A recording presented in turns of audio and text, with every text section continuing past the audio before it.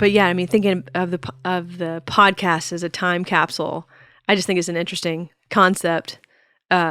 Just going back and listening to what we were afraid of, what we were excited about, how different the world was. I mean, especially as obviously technology is advancing at such a pace, it's going to be really interesting to see.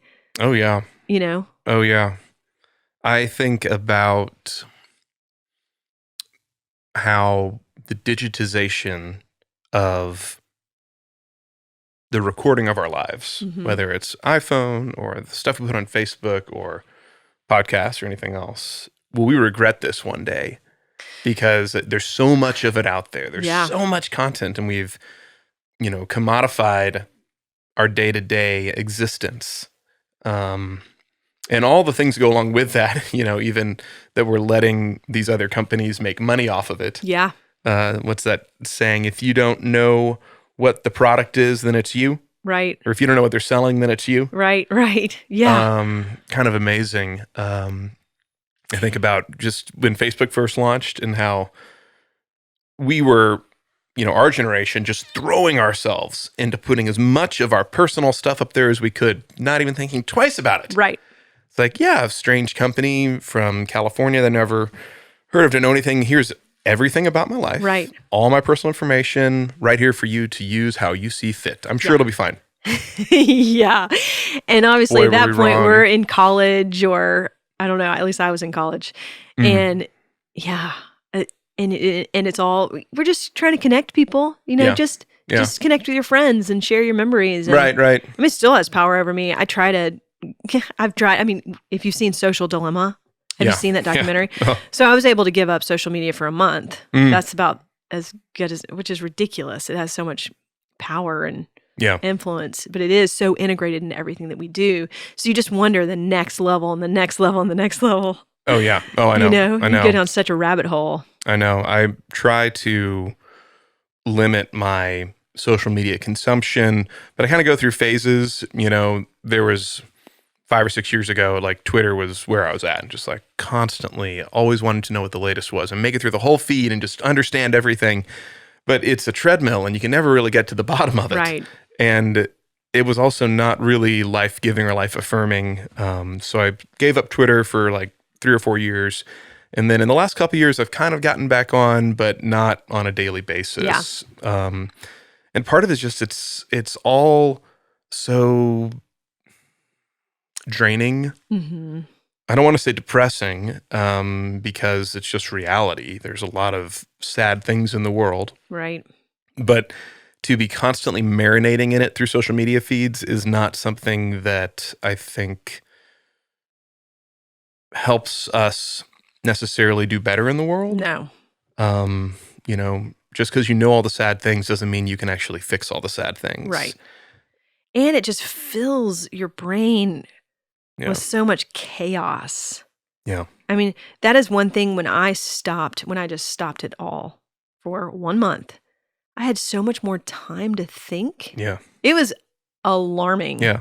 And so I kept a little notebook in my purse. So whenever I was tempted to look at my phone, I would just pull out my notebook and start either writing or drawing things that I saw around me, which was such a really healthy and fulfilling exercise. Now, was that before you had kids or after having kids? This is after having kids. Yeah. Yeah. And so this is, I mean, a lot of times it started at like stoplights. Which is kind of, it shows you just how much standing of a at the crack, urinal for men. Oh my God, just a crack addict, You just like, I can't have more than 5 seconds of my brain not just thinking and consuming something. So get out the phone, get a quick hit of dopamine from Twitter or Facebook or Instagram or whatever. And and even when I'm looking at it, I don't feel well. I mean, it makes me feel sick. So like, why am I doing this? It's so bizarre. But there's that feeling of if you're not engaged, then you're missing out. Oh, totally. Which is just a and fabrication. And that's maybe what is like the most infuriating thing about social media, and particularly Twitter, I think is really guilty of this, where there's 4 or 5 levels deep you have to understand. And so it's really hard just to dive in and just skim off the top, because you see something like, what is this about? what is this controversy? Oh, okay, this person retweeted that and they've got some kind of snarky comment, but is it snarky? Okay, let me see who this person is. Oh, look at that profile. Oh, okay, now I understand. And like 5 minutes later, you figured out what the controversy du jour was over something totally minor that no one will even remember. Right. You know, in a 15 week. minutes. Yeah, I right. mean, sometimes Yeah. it's just crazy. So bizarre. Man. Well, it's fun to be sitting with you today. We've been friends for a long time now. I was Yeah. looking back and when I was preparing for this, I was like, oh my gosh, because you've been with TPL now for 7.5 years. Is that right? 7.5 years. Yeah. Trust for Public Land. I should say that before we get too far. Yeah. And I remember meeting you for the first time. And I don't know if you know this, but it was in a time in my life where I was seeking other things. I was trying to decide like where am I going professionally? I knew I wanted to change. I didn't know what it looked like. And Trust for Public Land has always intrigued me because obviously with landscape architecture, it's just, Trust for Public Land is all about protecting, conserving land and connecting people, and which is a very, similar philosophy that landscape architecture has, or at least the reason why I like the profession so much. And so I reached out to you because I wanted to meet you and learn more about what you were doing and to figure out more about TPL to see if it's a place where I wanted to work. And we got coffee Yes. at what was then Method Coffee. Rest in peace. Yes. One of my favorite little coffee shops in Dallas. I love those small spaces, those little teeny tiny buildings, kind of like this studio here that someone, an entrepreneur, has come in and found a way to utilize rather than just letting it sit vacant or fallow. And Method, which is now Fiction Coffee, still going strong, and it's a space that if you were a restaurateur or a developer, you might look at that and say, oh, there's no way this would work. Right. Not enough parking, not enough square footage. This building is ancient. We're going to have to get up to code, but someone figured it out, I know, it's kind of amazing because it's on the fringe of the city. Yep. At the time when Method opened, I don't feel like there was a lot of action around there. There was a little bit of residential. Well, the Bryan Place neighborhood's right there. That's true. That's true. Yeah, That's which true. has been there for a long time. And that development, I don't know the history of it, but it's very peculiar compared to the area around it. Yes. Because it was built in probably the 70s, 80s, and most of the building stock there is from the 20s and 30s. Yeah. Otherwise. Yeah, it's pretty cool little area. But yeah, that place is super comfy and cool, and we had a great conversation, and that's when you had just started with TPL and you were trying to get, your sea legs as you were trying to, navigate kind of landscape architecture specifically. I remember you asking me lots of questions about the profession. Right, yeah. And our role and creating places. So yeah, I had no idea what I was doing. So well, you pulled it off. You fooled me.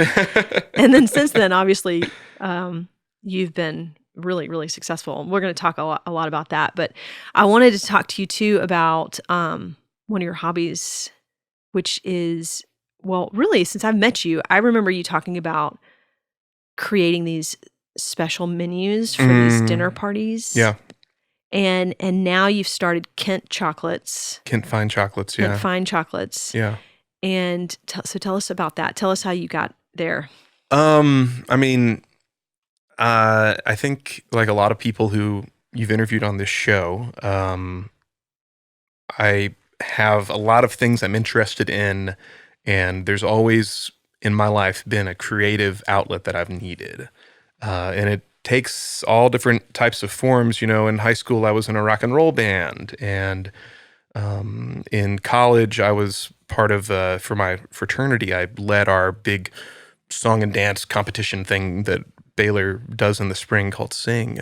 And after college, really got into cooking as sort of this creative outlet that was very different from anything else I was doing, whether in studying or in professional spaces. And when my wife and I got married, we went to France for our honeymoon. We had the privilege of getting to spend a wonderful couple weeks there, and picked up a few little food items and brought back, a can of duck confit and some foie gras and some truffles. And I thought, okay, well, we'll, bring this back with us and serve it up for our friends, have a little dinner party.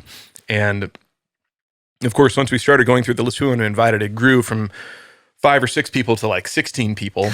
And we couldn't serve any of that food because we didn't have enough. Right. And so made a whole new menu.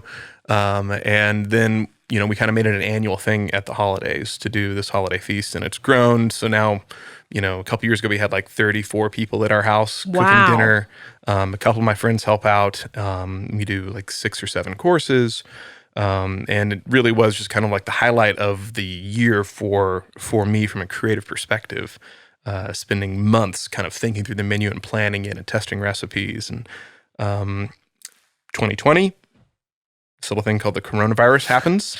Right. And we had to reassess everything. So we decided, okay, well, we can't have people inside the house. That's not smart. We thought maybe we could do it outdoors, but that didn't really make sense either because of the weather. So we decided, okay, we'll do a little to-go version of this. So made the meal in all these to-go versions you take home and cook, and I wanted to have a final bite to let people enjoy. And what I decided was, I was really interested in making chocolates. A friend of mine knew a chocolatier here in Dallas who was kind enough to, teach me the ropes, let me borrow some of his equipment. And so I started making them for this party, and they were not good. Just for the record, the first ones made were not good. I look back at those and think, golly, man, what was I doing? But I got the bug, because it just scratches all those itches of creativity, and it's kind of scientific. I've got a pretty strong perfectionism streak in me as well. And like, this is all about perfection. Yeah. That's kind of the whole goal with making the chocolates is you want it to be perfection in a bite. That's what you're striving for. And so maybe that's good, maybe that's bad. Maybe I shouldn't be leaning into that part of my personality, but it's a way to do it. And so I made some of those, and then people said, well, I really liked them. Can you make some for me? And maybe give them as gifts, and kind of spiraled from there till about a year ago. I decided, well, gosh, so many people want these. Let's do like a pop-up shop. So did a pop-up shop at Union Coffee, which is this great coffee shop, speaking of coffee shops, over on Oak Lawn. And from there, people kept wanting more, so it turned into a Mother's Day thing. And then over the summer, just kept making things. And so here we are now. And it's turned into quite the side hustle. Didn't think it would be this time-consuming, but it's been really, really enjoyable and a lot of fun too. And they're delicious. I've tried them, so I've enjoyed it. And speaking of time, because I know that your position as the Texas State Director at Trust for Public Land obviously takes a ton of time and commitment. And so how do you carve out the time? And on top of that, you have a family, you have 2 daughters. I do. Yeah. You just don't sleep. Yeah. I mean, that's the reality of it, coming up into the holiday season when, I had like, I don't know, I think I made like 10,000 pieces of chocolate over the holiday or something. It's nonstop. So not a lot of sleep. Which is good when you have an infant because you're not sleeping that much anyways. Right, might as well make some chocolate. Might as well make some chocolates while you're awake, except that I make all mine at a commercial kitchen that's like 5 miles from the house. So there were a few nights when my wife called me and said, you need to come home now. This baby is awake and I need you. And I'm like, oh, okay, I got to wrap all this stuff up and clean the space up. I feel a little bit like Cinderella overnight, like, because a crew comes in the morning and uses the kitchen. So I can't just like leave it. Right. And so... which is a lot. So that's a lot of stuff. So how long does it take from the idea, and obviously you've got all the ingredients assembled from start to finish with a batch of chocolates? It's about a 5-day process. Wow, that is a lot. Which is actually good because you can break it up. Yeah. So, it's not like you start and then you have to go all the way through. But you start with your mold, and then you put in your colored cocoa butter, and I use, paintbrushes and toothbrushes, and I've got a spray gun that sprays it in. Then you have to put in your chocolate layer, which makes that shell, and that has to set. And then once that sets, the next day, then you put your fillings in, and that has to set. And then you let it cap with another layer of chocolate and let that set. And then you flip them over and crack them out. And if you did it right, all 32 little chocolates will fall out of the mold, just like a perfect, perfect set of jewels right in front of you. And they hopefully taste delicious. Package them up. And what's fascinating about this business to me is that it's not just making the chocolates. That's maybe 50% of the job. The other half of it is the marketing, and it's running the website and figuring out how to do, your packaging and where I'm going to order my ingredients from. So really seeing the full cycle of the small business entrepreneur. That's part of what I like about this. It's both the creativity, but also the business side. Yeah. And I've spent my whole career working in nonprofits. So it's a totally new skill set for me to be thinking about, not just a mission focus and a return on, investment from a mission perspective, but also a financial performance as well. Right. And thinking, okay, is this worth it? Am I making money on doing this? I can't just do this, for the fun of it at this scale. Right. So that's been a fun adventure to get to explore. And then just, again, that creative outlet has been great. That is really cool. So obviously I feel like you like to build things. I mean, I feel like, so tell us a little bit about, before we jump into that, tell us a little bit about, so where did you grow up? I grew up here in Dallas. Okay. Went to Lake Highlands High School, and, had kind of just a standard issue childhood here in the Lake Highlands area of Dallas. I was really fortunate to have great parents and a great community to be a part of. And Lake Highlands is a pretty special place. Certainly there's, looking back at what that school had to offer, whether it was through the arts and music and theater endeavors, or whether it was the education, great teachers. Still can think of so many of my high school teachers, who had an influence on my life. And extracurricular things as well, going through the Boy Scout program, and got very fortunate to have all those things lined up for me as a young person. Wow. And then you decided to go to Baylor after you graduated. Is that right? Yeah, it's funny you say decided. It's kind of a default choice. So I was, I think, like the 25th or 26th person in my extended family to go to Baylor. No way. Yeah, I applied to a few other places, mostly as an act of rebellion, I think. And my parents said, well, you can go wherever you want to, but we hope you make the right choice. And I only got into Baylor of the places I applied to, so it was a very easy decision at the end of the day. Wow. It was, it's hard to kind of gauge the counterfactual. What would my life have looked like going somewhere else? Right. Because it did have, I think, a profound influence on who I am today. Mm-hmm. I'm glad that that's how things worked out, because here I am. Yeah.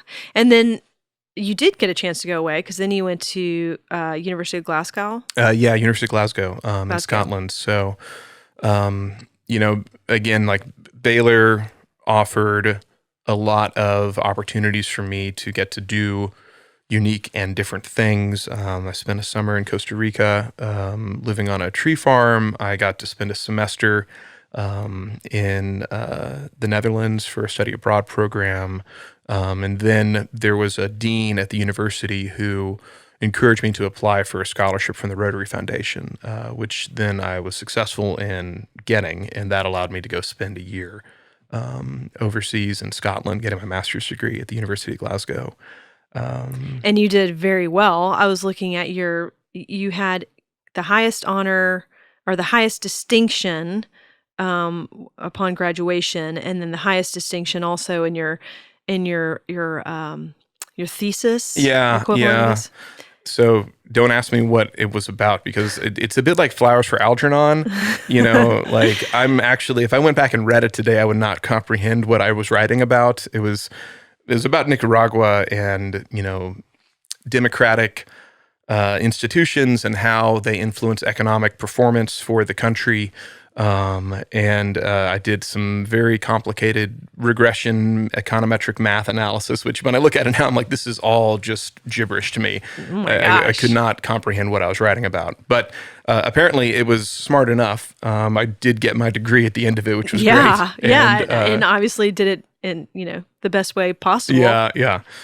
So you were in Costa Rica when you studied abroad, and when you were at Baylor. Yeah. Did that have an influence on that paper? I mean, that's right. Yeah. Well, it was funny because I I spent a summer in Costa Rica and just fell in love with the country, fell in love with Central America, and I thought, this is what I want to do.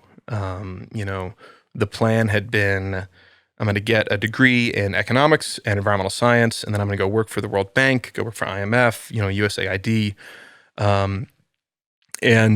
When that's why I went and got my master's in economic development at the University of Glasgow. They have a very good school that focuses on that. Came back to the U.S. in 2011, which was right around the time of the sequestration battle at the budget in Washington, D.C. And so I went and met with all of these agencies and all of these nonprofits that worked with these agencies to do international economic development. And they all said, gosh, like, we'd love to hire you. We're just not hiring anybody. In fact, we're laying off people. Our budget just got cut. I applied for the Foreign Service, and I actually made it through all the exams. And, they, on the final interview, they pulled out the people that they were going to say, okay, you made it in. So my name got called with a few other folks, and we come sit down, and the guy across the desk says, well, good news and bad news. The good news is you made it. The bad news is, we're only hiring about 5 people a year, and you're number 80 on the list. Oh my gosh. And you can only be on the list for 18 months. So you do the math. Wow. Like, yeah. So came back to Dallas with my tail between my legs a little bit, realizing that all the things that I thought I was going to do with my life, that was not going to happen anymore. Yeah. This is where, when I look at my life, really the things that have shaped it have been the fortune, the privilege, the blessings, whatever you want to call it, of the people that I've known and that my family has known. I was able to take a meeting with someone who said, well, there's this nonprofit called the North Texas Commission, and they're looking to hire someone who can manage this environmental program. And I thought, okay, well, yeah, let's go do it. Why not? And those are one of those meetings you look back and say, gosh, if I hadn't had that meeting, if I hadn't known that person, if I'd not been able to make that introduction, right, my life would have been very different. Right. And so I can't help but just be grateful for that. That's where some of the things that I picked up at Baylor, particularly around, I think, a mission-driven life. Baylor is a place that really encourages you to be introspective and think about the why behind what you do. Decided, gosh, if I've had all these opportunities, if I've had all this privilege in my life, I need to focus on giving some of that back,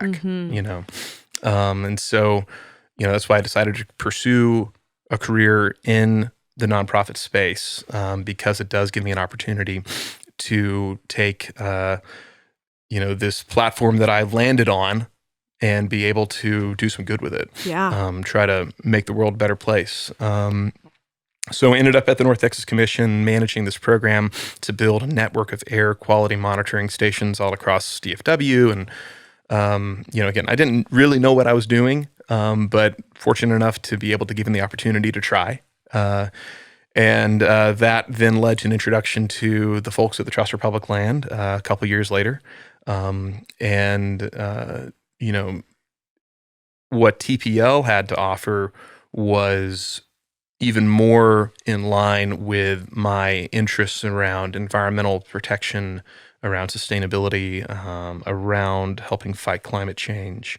And so it was a really natural fit. And once I got into the job, I realized there's this social component to it as well, and this deep commitment to equity and deep commitment to helping to overcome some of these systemic inequities that plague our city, plague our state, plague our country, through using this tool of access to nature, of parks, of green spaces, as a way to help solve those problems.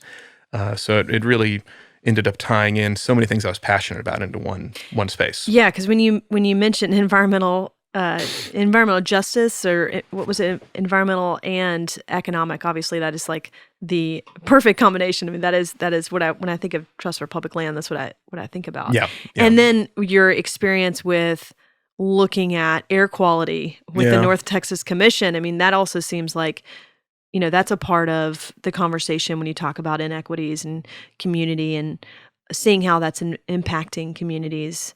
So what did you learn through that process? I mean, because I know you were learning GIS or Yeah. other things like that when you were I at think school. the biggest lesson I learned at the North Texas Commission is you got to meet people where they're at. Yeah. And you have to meet people on their level. Part of my job was to go to all these small towns from here to Abilene and walk in and sit down with the city manager, of Bowie, Texas, and say, okay, I'd like to build an air quality monitoring station here that's going to tell you just how much pollution is in your air. And, the city manager is going to say, well, what's that going to mean if we find out there's a lot of pollution here? Does this mean that we're going to have to shut down all this oil and gas activity, which, by the way, employs, 50% of the people who live here and call this place home? Right. So I had to learn how to tailor my pitch and not be able to walk in and just kind of assume that everyone shares the same motivations and the same passions that I do. It's not always the case that everyone just believes that monitoring the air for pollution is a good. Right. A lot of people don't actually think that's true. So I remember one of those meetings I walked in and I was in my my Men's Warehouse suit that I was so proud of because it was the first suit I ever bought, and it looked nice and I had a bow tie on, and I walk in and, the city manager just kind of looks me up and down. It's like, who's this city slicker? Yeah, right. Like, what does this kid want? So I came back. I didn't sign up that city. That didn't work. And I came back and talked to my boss, and she was like, you need to go down to Cavender's or to Pink's Western Wear on 35. You need to buy yourself a pair of Justin boots and a pair of Wrangler blue jeans and a white shirt. And that's what you need to wear. And that became my uniform, So I had, which I'm now wearing boots. I had a pair of black cowboy boots and a pair of just your standard issue Wrangler blue jeans and a white button-down shirt with a blazer. And that's what I started to wear. And I found that actually allowed me to get into a lot more conversations than I would have been able to otherwise. Yeah. And learning how to frame what you wanted to say and why this was important. Make people feel comfortable with it, and was able to end up getting a lot more of those monitors built where we needed them to be built. That's good. Because, obviously it is amazing how changing the subtleties of how you approach people can radically change the outcome. Yeah. Radically change the outcome. So then you transfer over for Trust for Public Land. So how long were you at the North Texas Commission? I was there about 3 years. 3 years. Yeah. And then Trust for Public Land, which I believe it did have an active office here at one point, and then it became inactive, and then it came back. Is that correct? Yeah, that's right. Like so many nonprofits and organizations, they've had varying staff over the years. What amazes me about our organization is looking just at our impact in the state of Texas in the last 35, 40 years we've been here. Over 43,000 acres of land have been protected and conserved. Wow. Thanks to the work of our team and my predecessors in this role. And, for those who don't know what TPL is, so we're a nonprofit organization, and our mission is to create parks and protect land for people, ensuring healthy, livable communities for generations to come. And, really what that means is that we're trying to connect folks with nature. We know that when people have access to nature, their health is improved, the climate is better. We're helping to build equity. We are helping to solve some of these big thorny challenges that cities and the states and our country is facing. And so we're on a mission to make sure that everyone is able to enjoy those benefits within, if it's in a city, within a 10-minute walk of home. If we're outside cities, to be able to have those spaces nearby is really important to us. And so when I joined, we were, I think going through a bit of a transition moment as an organization. For the bulk of our history, we've been really just a real estate group that focused on just doing real estate transactions. Let's go do a bunch of deals. Let's go find some land. Hopefully it's near a national forest, or maybe make a great state park one day and just go do the land deal. And I think this was 8 years ago. Like a lot of other groups, there was kind of an awakening happening at that time around the social impact of their work. I think the conservation movement in particular has had to go through that transition and is still going through that transition, put in the homework to understand the impacts of your work and both the good and the bad. And so we had a renewed focus on how can our work help overcome some of these big social challenges that our country's facing. And, you look at the city of Dallas, and we're kind of like right on the dividing line, right here where we sit. The north-south divide in Dallas stretches back decades. And it's been amazing to think that the work that the Trust for Public Land is doing can help be a part of the solution. Yeah. Yeah, there is a great resource, the Landscape Architecture Foundation. They have something called the Landscape Performance Series, which essentially looks at all these case studies of projects across the country of, parks, open spaces, et cetera, and how it's impacted positively, social, environmental, and economic, how it's made a social, environmental, and economic impact. But it's pretty amazing to look at that data because you can see the correlation between health and environment and how, I think we know intuitively that when we are in nature, we feel better. You feel like you can breathe better. And when you look back in time, when you're looking at hospitals and healing environments, it's a lot of it's been some sort of integration with outdoors. Oh yeah, no, the research is amazing. The study that I think a lot about out of the UK, it was published in the journal Nature maybe 2 or 3 years ago. They tracked a population group and basically asked them, how much time are you spending outdoors every day? And then asked them to report on how healthy did they feel. So it's self-reported, it's not necessarily empirical, what's your blood pressure, what's your resting pulse rate, what's your BMI, but nonetheless, perception is reality. So how do you perceive your own health to be? And they found that for folks who spent a minimum of 17 minutes a day in nature, they had dramatically improved self-reported health and well-being. Only 17 minutes. 17 minutes, which I love because we talked about the 10-minute walk. Right. So I think a 10-minute walk to the park, 10-minute walk from the park, there you go. Check you the got it box. checked off right there. I was just hearing today, though, on the radio, I don't know the total number, but it was a dramatically high number of Texans who report zero physical activity on a daily basis. Wow. Zero. Not gardening, not walking to the park, not even just walking around the house. And like that's amazing and sad in a way. Yeah. So, having a nearby park, and this is something that we look at a lot, if you build it, they will come. If you have that nearby park, people will use it. Right. If it's well designed, if it's well taken care of.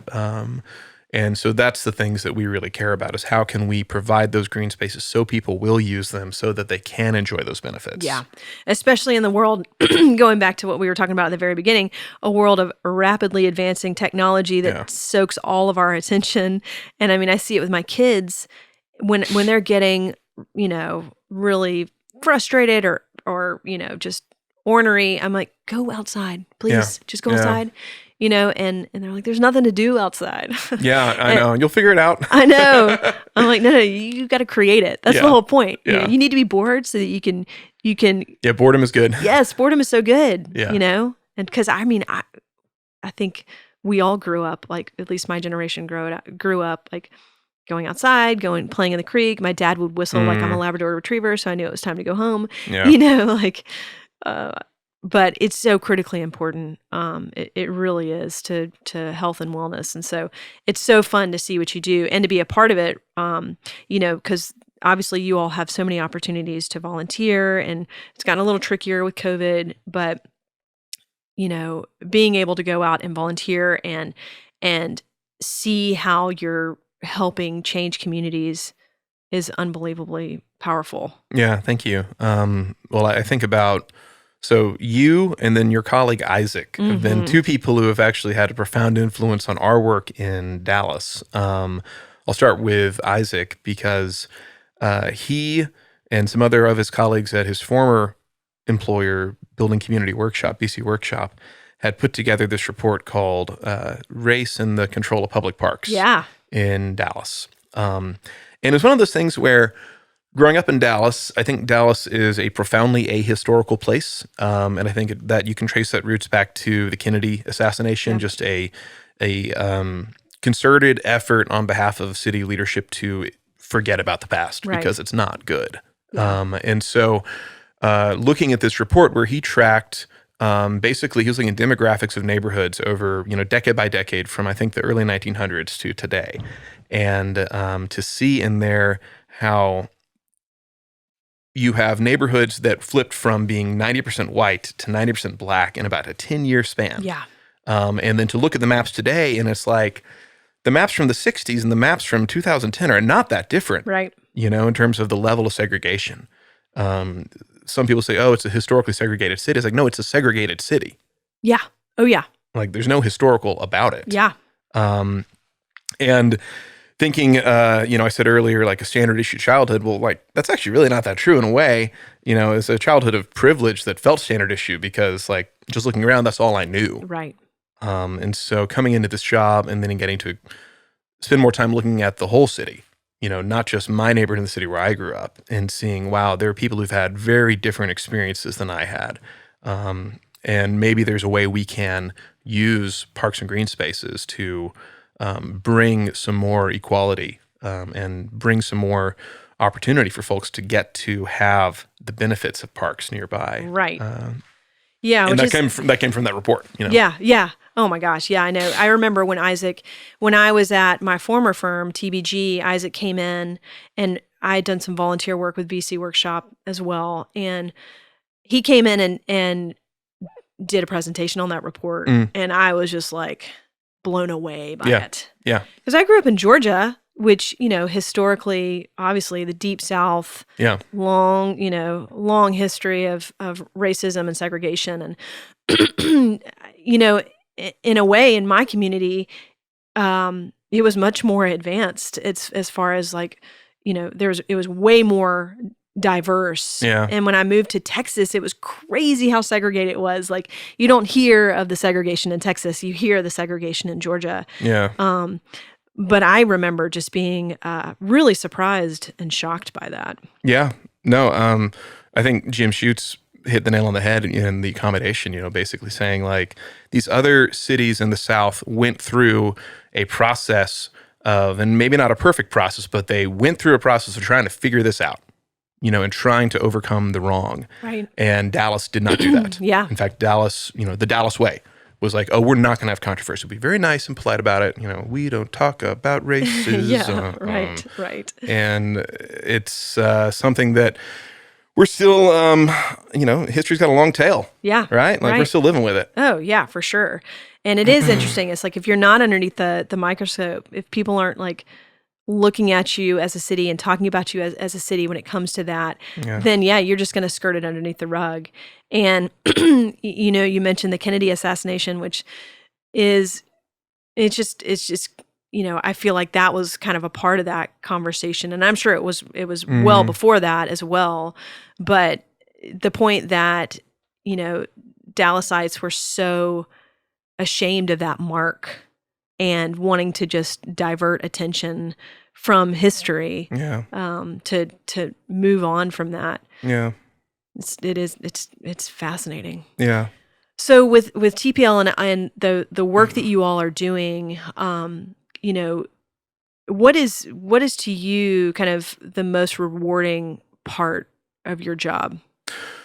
It's definitely the moments when I get to see people actually enjoying the things that we've created, and the things we've created with them.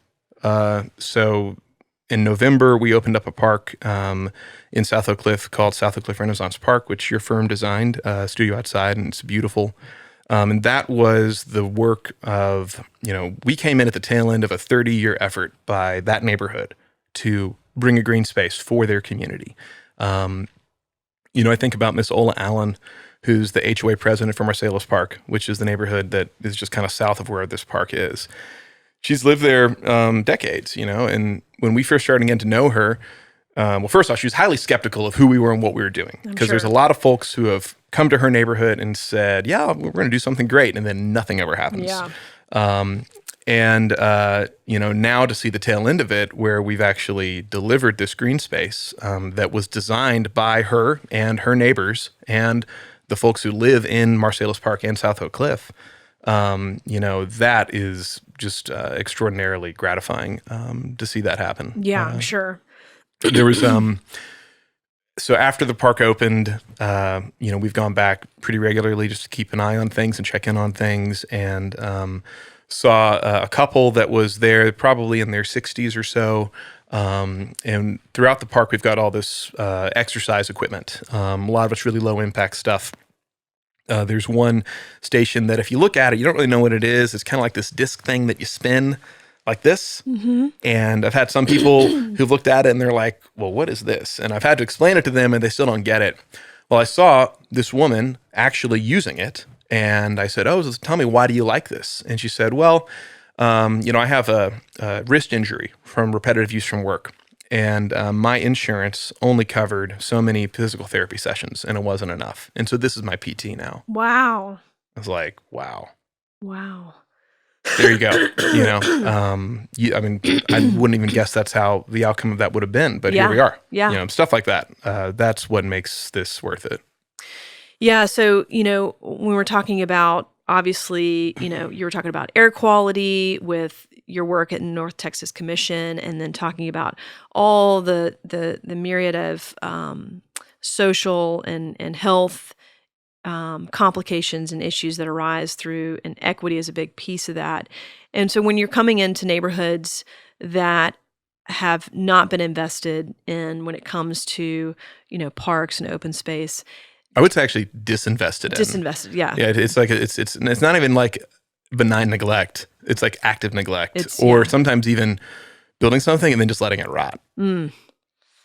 Do you get pushback when you are coming in and talking about a park? And clearly, there's just so many other issues, and when it comes to prioritization of those issues. I mean, going back to the South of Cliff Renaissance Park, like, oh gosh, so we went to, I don't know, I can't even count the number of like neighborhood association meetings, and like it's a neighborhood that's 90% Black, and me as like your basic white guy who shows up like, no, we're going to do good. Right. We're the good guys. We're going to do something here. And just the profound skepticism, the warranted, the like deserved skepticism. Yeah. And at that time, we didn't actually know if we were going to build the park. We knew there needed to be a park. We knew the piece of land. We were going to buy the land. We were going to do the design. And at that time, we thought, well, maybe we'll just like pass it off to the city and the city can do it. And I said that in a meeting. And like at first, people were kind of getting excited in the meeting. And I said that, and it was like someone popped a balloon and all the air just... It's like, okay. Felt it. Yeah, because again, as soon as we said someone else, we're going to pass the buck, like that's what that read as. And so really, okay, we're going to build the park now. That's what we're going to do. And it takes the willingness to be, I think it's a long commitment. This for us is a 30-year fight for the neighborhood, a 3-year project for the Trust for Public Land, which felt like a long time. But really, again, that's only 10% of the time that this neighborhood was saying they needed something here, and that the high school was saying they needed something here. And for us to say, okay, we are going to commit to not only getting the land, not only designing it, but also to construct it and deliver it to you. That was important. And, it wasn't perfect along the way. We designed the park, and then we spent 10 months trying to get a construction permit for a project that only took us 5 months to build. And in that 10-month period, folks are definitely like, what is going on? Right. Like there's a fence up. They say this park's coming. I don't see any progress happening. And, I hate to have to be like, oh, well, it's not our fault. Like we're doing the best we can. That's not a good enough excuse. They like that doesn't matter. That doesn't solve the problem. That's just, again, passing the buck to someone else. So, thankfully we did get our permit, eventually did get the park built. And I don't know where I was going with that, but Yeah. No, that's, and obviously that was something that it was such a combined effort with so many organizations and the community at large. And so when you started to do, because I know that you all are very thoughtful, obviously, as making sure it's something that the community owns. Yeah. The community is the one that dictates what are the needs, what are the priorities within the park, which I think is so critically important to the success. Yeah. So did you see those meetings grow as people started believing in you? Yeah. I mean, the process got started because we got a phone call from the principal of South Oak Cliff High School, Dr. Willie Johnson. And he wanted to talk to us about this vacant lot across the street from campus. The history of South Oak Cliff, it's built in the 50s, 60s, hadn't really been renovated. And it got to the point in the 2010s where the building was kind of crumbling around the students. And so the students led a walkout protest of that school. Wow. Demanding that it get brought up to the same level that other schools were in the district. That led to a $50-60 million renovation of the campus. And that was in 2015, 2016, right around there.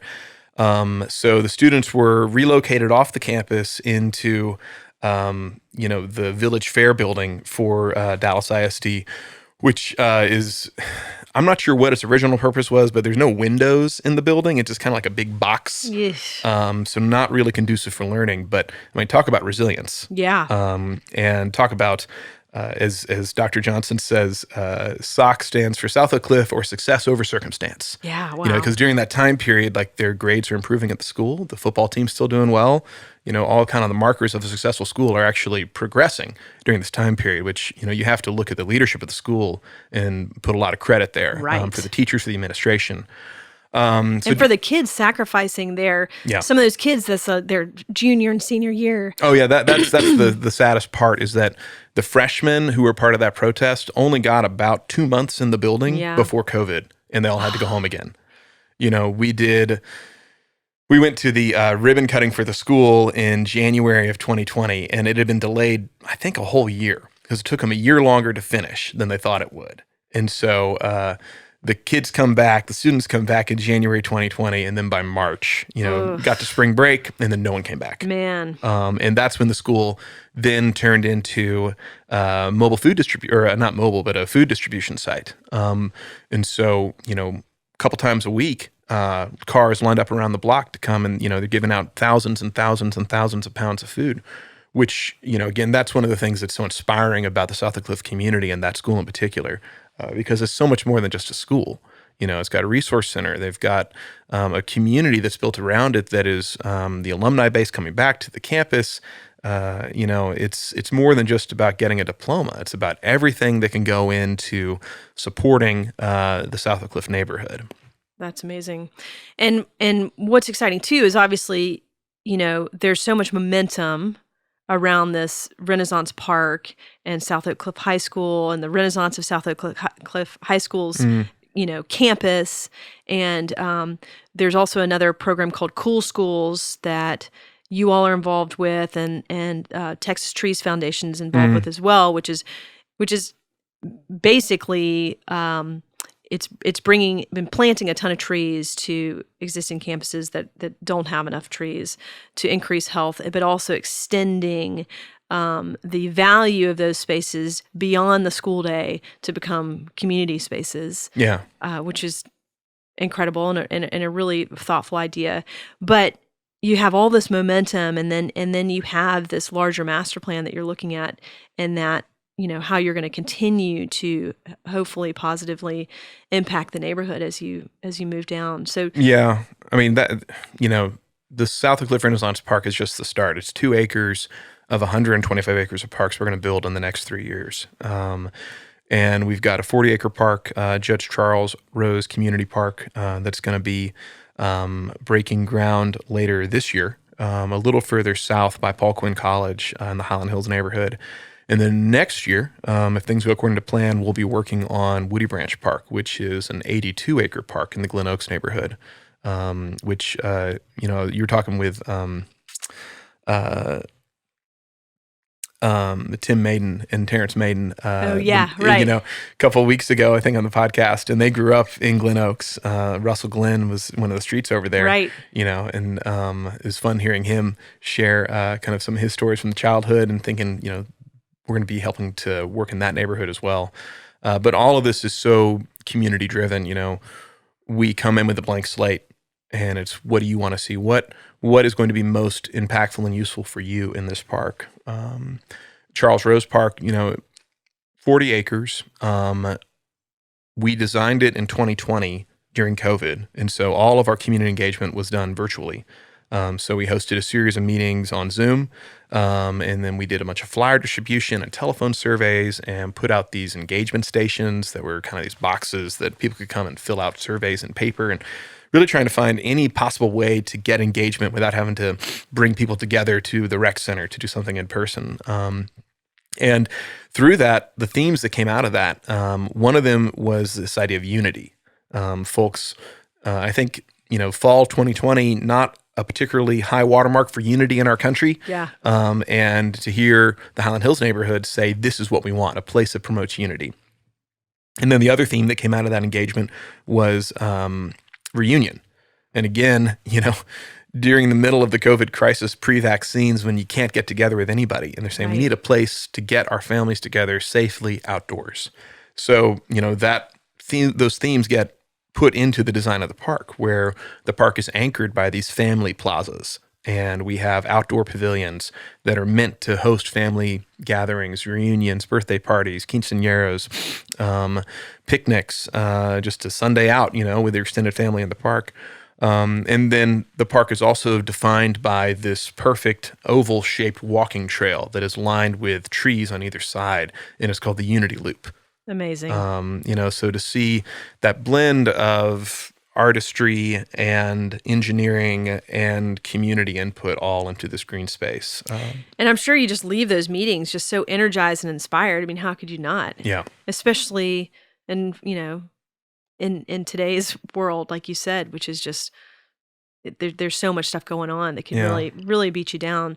So through your experience, I mean, it's kind of amazing for me to watch as, starting off in the coffee shop, meeting you when you're just getting started to where you are and where the organization is today as far as its impact in Dallas, specifically in Texas and obviously beyond.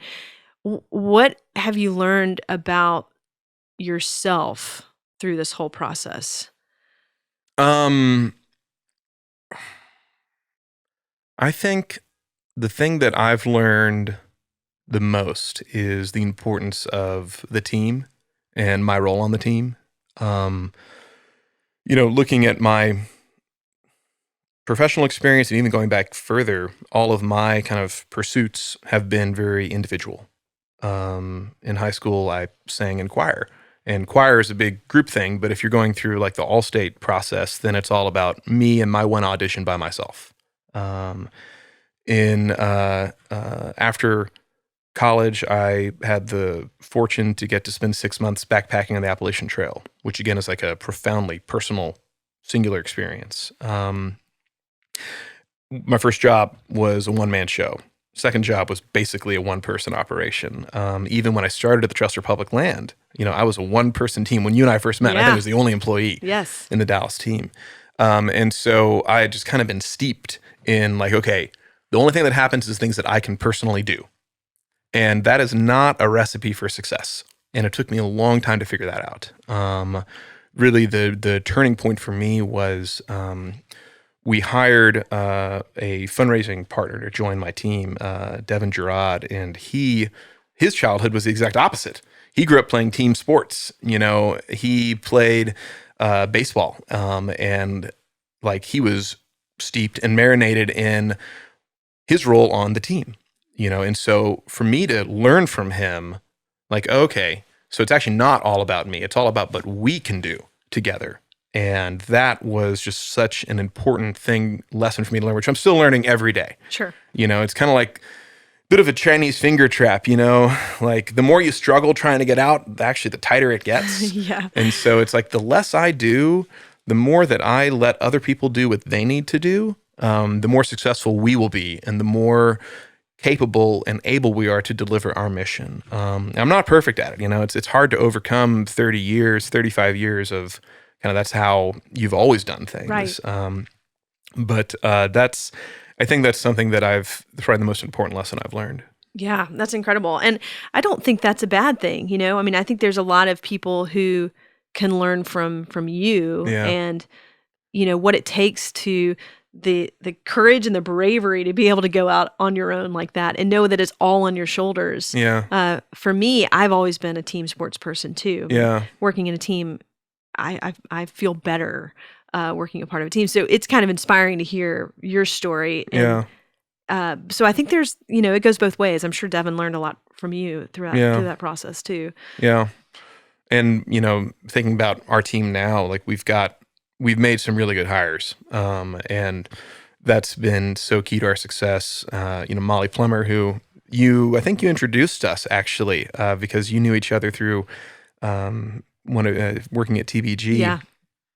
And seeing her blossom into this leader that is now leading the South Oak Cliff Park project. Yeah, she's amazing. I got to tell the story, but like it's really it's Molly's story. Really, I kind of rode shotgun and got to see it from the sideline to participate every now and then. But to see her lead that process, and now moving on to Charles Rose and Woody Branch and everything else we're doing, and then we've got other colleagues who are on the team now as well, who are all doing such amazing work.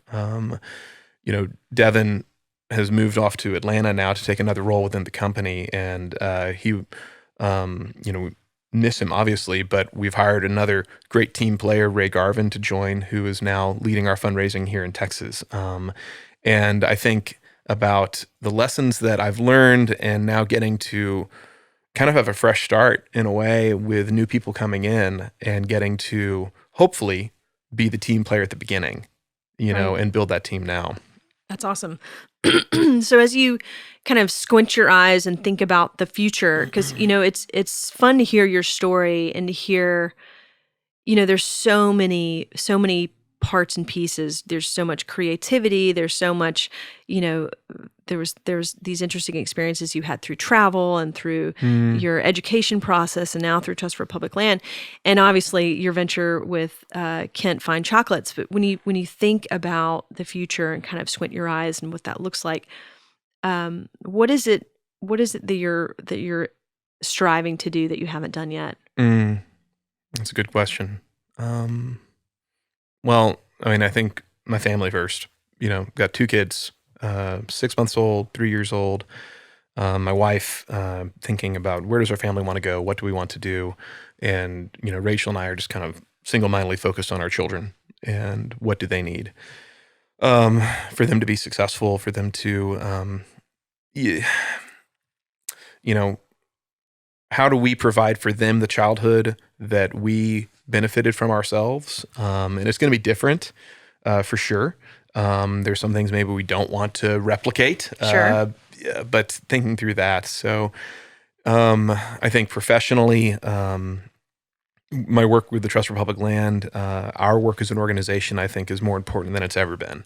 Yeah. And seeing the impact of this little 2-acre park that we've built for South Oak Cliff, and thinking we now have the opportunity to do that for a huge swath of Oak Cliff. We can do this for Southwest Dallas in 5 Mile Creek. That is very exciting, and I think very important right now. Looking beyond that, our work on the Cool Schools project you talked about, what's exciting about that is we're able to bring park access to all parts of the city that way, because there are public school campuses all over the city, and it doesn't require going to buy a bunch of land. So seeing the impact of that work, I think as I squint my eyes and look 5-10 years down the line, I hope that we're continuing to scale our impact with the Trust for Public Land here in Dallas. I hope that we're continuing to help the city and help individuals as well. I'd love for us to be working outside of the city of Dallas. We've got some work in Fort Worth we're doing right now. We've got this legacy of work across the state of Texas, which would be wonderful to get to lean into again. More than anything, like I said before, I've benefited from having so many opportunities, privileged experiences in my life. And so how can I take those and turn those into something that allows me to give back to others? Yeah, that's awesome. Well, I'm inspired by you, Robert, and the work that you guys are doing. I'm inspired by you. We didn't even talk about, you asked me about my side gig. Like, how are you balancing it? Yeah, well, it's every day I'm working on it, quite honestly. But I will say there's one book in particular that has really changed my life, which I've talked about a million times on this podcast, which is called Essentialism. If you have not read this book, it's by Greg McKeown. It really put everything in perspective for me. Because for me, it was, when it'd been something that I'd been marinating on for years, trying to understand that there was something else that I needed to do and I didn't know what it was. And so my conversation with you early on at TPL and conversations with many people from, from on the healthcare side to the nonprofit side, the design side, everything in between. This, when 2020 hit and this book came into my life, I really started really thinking about what was most important and how I could spend my time in a way that made me feel like I was giving back and also was filling me and giving me this feeling, just a lot of energy, excitement. And I'm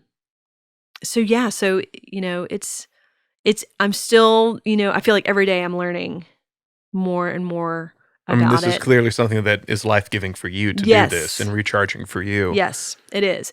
And I'm trying to find ways to lean into what's giving me energy, lean into the things that propel me forward instead of things that drain my energy, deplete my energy, and then I can't really be completely present. And so that's present, my family life, present professionally. Yeah.